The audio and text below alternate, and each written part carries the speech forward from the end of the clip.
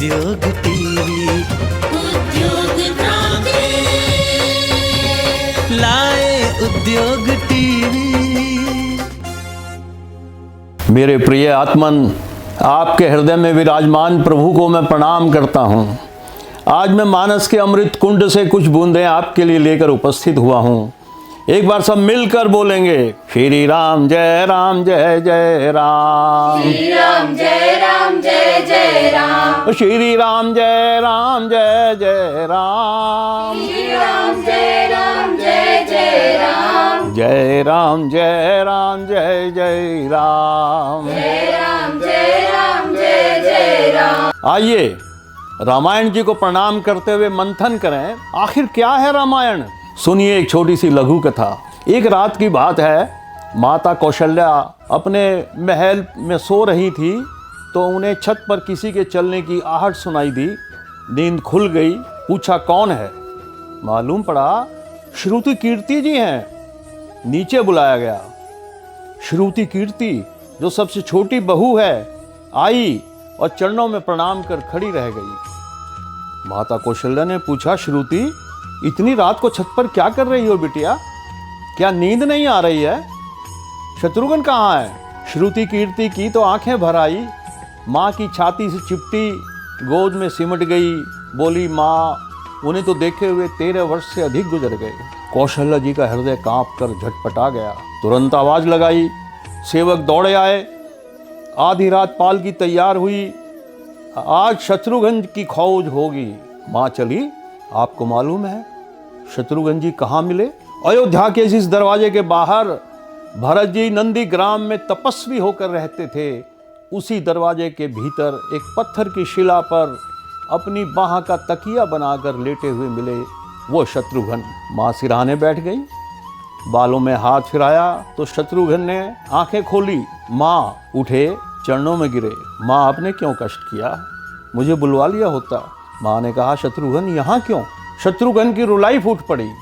बोले, माँ भैया राम जी पिता की आज्ञा से वन चले गए, भैया लक्ष्मण जी पीछे पीछे चले गए, भैया भरत जी भी नंदीग्राम में हैं।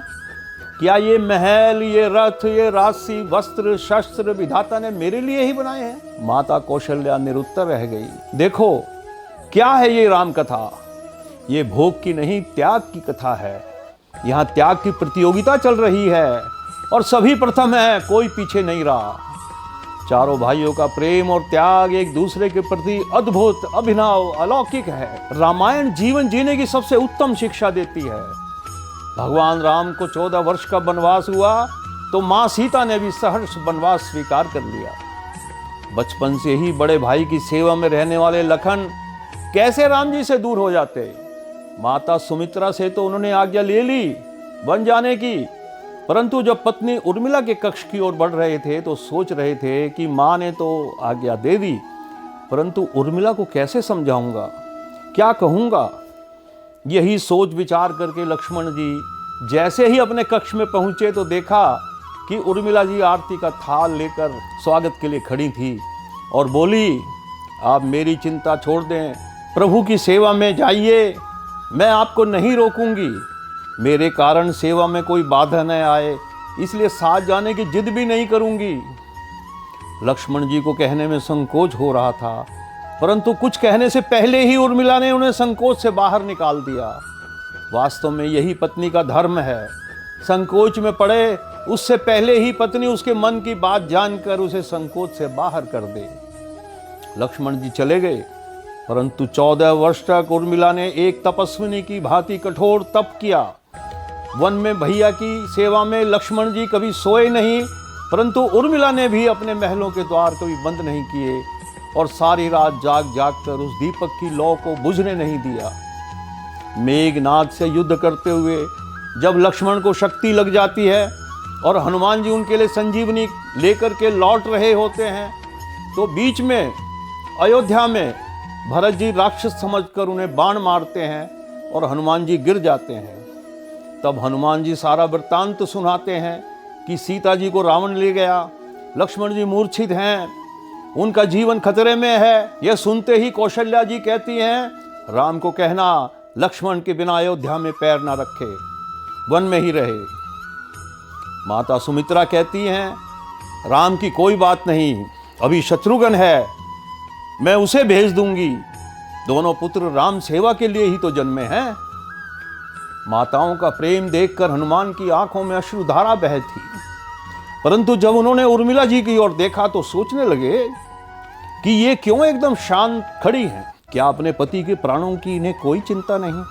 हनुमान जी पूछते हैं, हे देवी, आपके शांत रहने का कारण क्या है? आपके पति के प्राण संकट में है। सूर्य उदित होते ही सूर्य कुल का दीपक बुझ जाएगा।